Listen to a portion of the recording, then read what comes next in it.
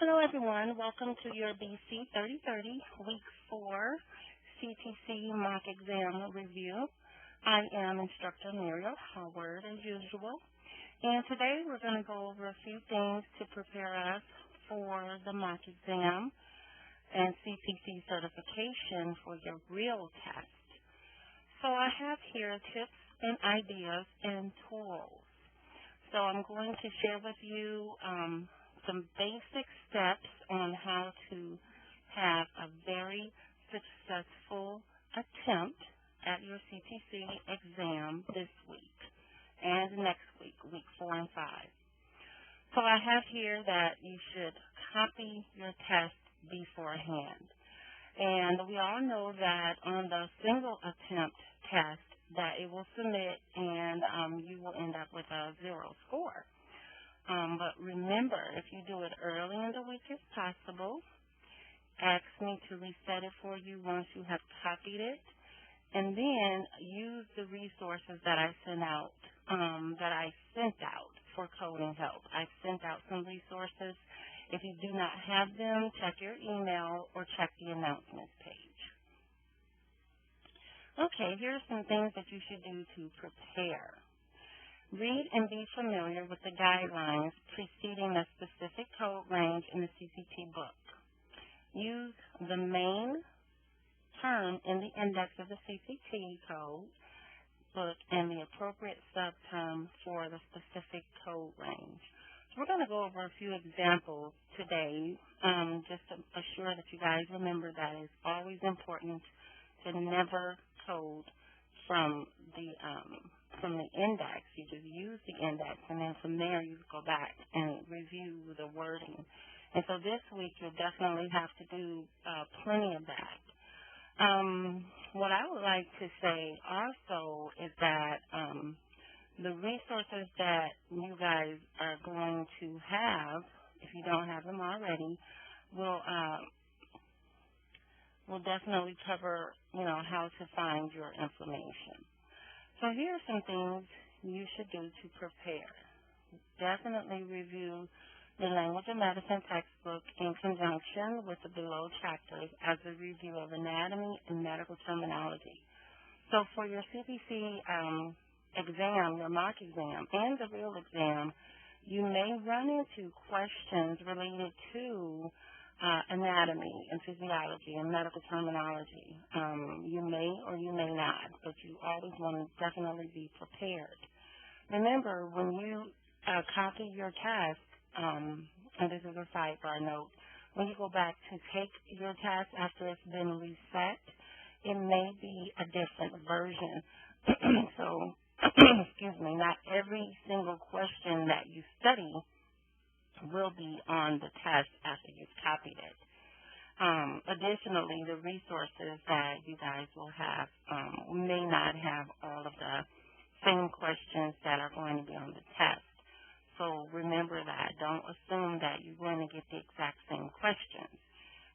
But you may. You may get some and you may not. There's 150 questions to choose from, and you guys are going to take the test in 2 parts. There may be some that you study this week that you may not see until next week, and vice versa. So going back to this regular step-by-step textbook, not the next step, the regular step-by-step textbook will help you, will refamiliarize you with a lot of the instructions and how to code for specific sections of the surgery section. Now, we do have the next step, and that's what we are working out of in this class. But the next step is basically to have you utilize the skills. It's not really teaching you exactly what the rules are, and it's not really giving you all of the basic fundamental information that you need. So if you go to the regular step-by-step, coding for these particular sections using these page numbers, and I know I sent out this is from the study guide this week, using these specific page numbers just to make sure that you are aware the rules and the guidelines and the hints and the tips and the modifier usages for all of these sections. So go back and revisit that. All right, so one of the things that you definitely need to do this week is practice. Be sure to practice as many coding scenarios as possible this week. The ones from the step-by-step textbook, the ones from the next step textbook, the ones from the resources that you guys will have, the ones that you may go over in your lab sessions with your academic coaches.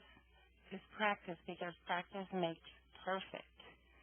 All right, so one of the things that is really helpful when you're coding, especially a timed test, is the process of elimination.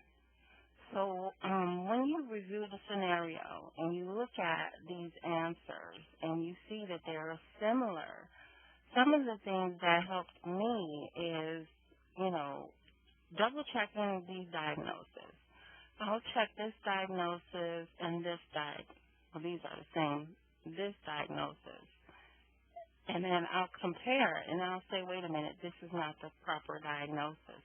So I know I can eliminate A and C, okay?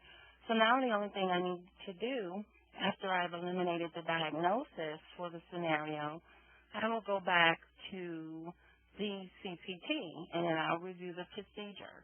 And then based on the information in the description with the coding, I will, know which one is the proper code. So I know that it could be either D or B based on the fact that I've eliminated two of the ones that do not make sense. Okay, so with the resources that you guys have, you're going to get 3 different practice sets of questions for the mock exam.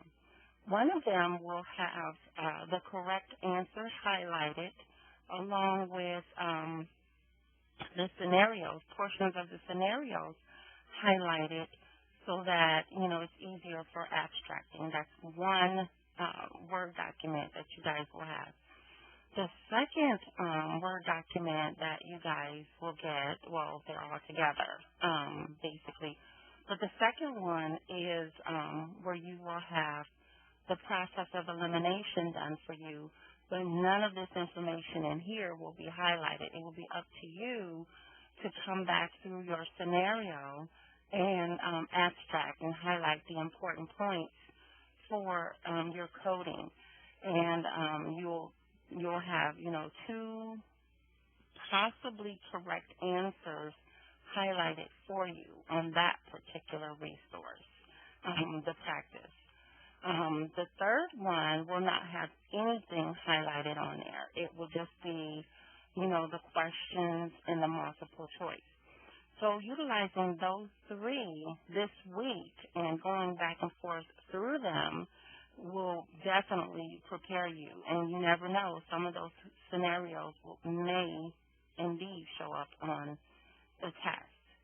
Okay, so some more process of elimination. This one has nothing highlighted for me, so I have to kind of go through this scenario myself, and I've already done that to save time. But what I noticed is that this is for bariatric surgery, for weight loss. He's already had this.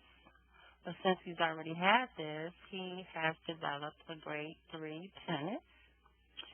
And since he has a pennus, he needs a paniculectomy, which is also known as a lipectomy. And he also needs abdominoplasty. So the patient has an incision done. So I know it's surgical and I know it's not suctioning. And then what he did was he pretty much released the pannus and did some more dissecting and did some sutures or repaired the skin and things like that. Okay. So what I did was I basically reviewed all of these scenarios, and I came up with this scenario, this particular code, A, and this one. And the reason I came up with the 15830 and the 15847 is because I reviewed the guidelines as I began my coding in the surgery section. And when I got to the 15830, I see the parenthetical notes telling me do not report that code in addition to any of these other codes, the 1-2 range, the 1-3 range, the 1-4, the 140, 1402. So these are definitely eliminated just by me finding this code right here and reviewing my parenthetical notes. So that was an easy process of elimination right there. Why I chose the 15847 opposed to the 17999 is because the 17999 is in what do you call that? An unlisted procedure. So since it's an unlisted procedure, and I know that the services rendered are definitely listed, it did not make sense for me to choose an unlisted procedure. So I chose the add-on code 15847 for excision of excessive skin and subcutaneous tissue of the abdomen, which is basically what happened. He did an incision and he basically removed the excessive skin.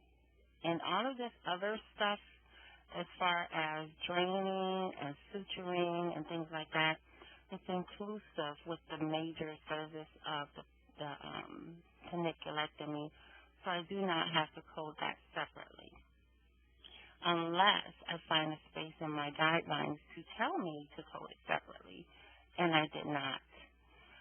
Okay, so here are some other tips. Surgery guideline memorization and review.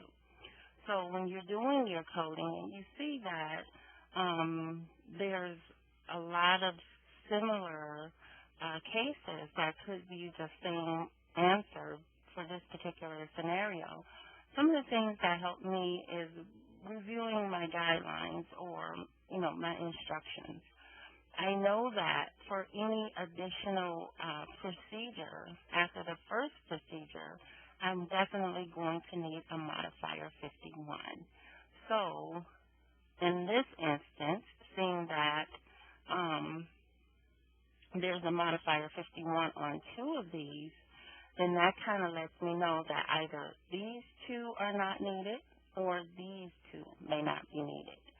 And so when I delve a little further, seeing that he has 17 actinic keratosis for destruction, and let me highlight that. Cryosurgery, destruction, same thing. 17. Okay. Destruction of 4 nanowarts during the same session. So what I did was I looked at my code 17004. Let me go there, and I'm seeing that for that code it goes up to 14. Destruction, cryosurgery, 15 or more lesions. It goes up to 15, but this person had 17. Lesions, warts, it doesn't matter. Anything on the skin is considered a lesion unless, it's malignant. So then you'll have to code it differently. But for here, I have the 17004 for the first 15. I know that's right. And I know that I'm going to need another code to identify the other two because I've only coded for 15 of them. So here I have the 17110, and I also have the 1700316. This right here doesn't really make sense, so I will check out both of them and find out why that's even listed.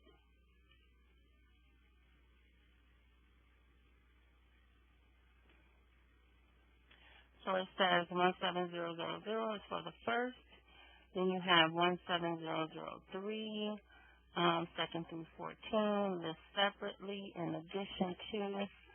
Then I have the 17110. It's telling me again up to 14 lesions. That's too many. Okay, so that's entirely too many.